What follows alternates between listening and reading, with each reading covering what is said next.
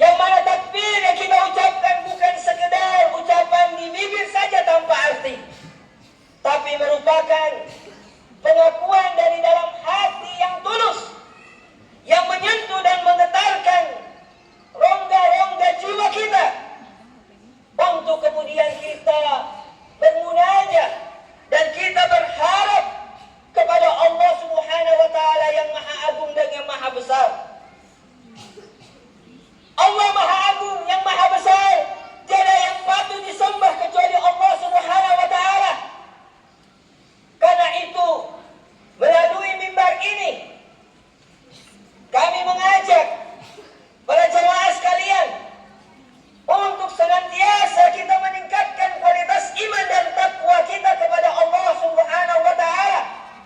Karena tidak ada salat yang kita baru lakukan, dan tidak ada juga sembelih yang insya Allah kita akan lakukan setelah ini diterima oleh Allah Subhanahu wa taala, melainkan ketakwaan yang kita hadirkan di dalam setiap ibadah kita kepada Allah Subhanahu wa taala.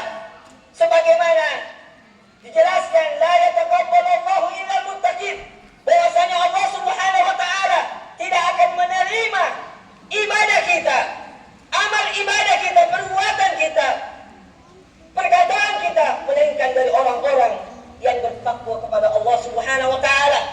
Dan juga sembelihan yang kita lakukan tidaklah bukan sebesar apapun hewan yang kita sembelih, melainkan yang menjadi tolak ukur adalah ketakwaan kita. La yanalallah luhumuha wala dima'uha, sesungguhnya Allah Subhanahu wa taala tidaklah menerima luhum, dagingnya, wa dima'uha, dan darahnya yang kita munculkan, melainkan yanalut taqwa minkum.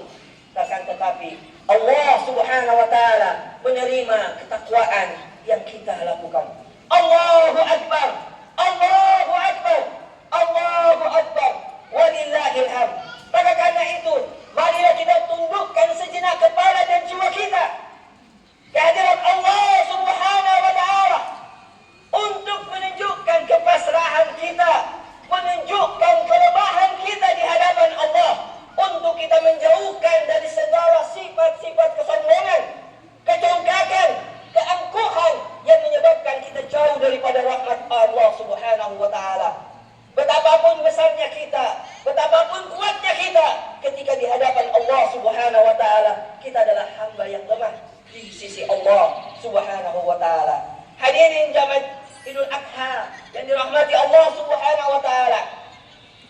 Idul Adha yang kita kenal juga istilah dengan Hari Raya Haji.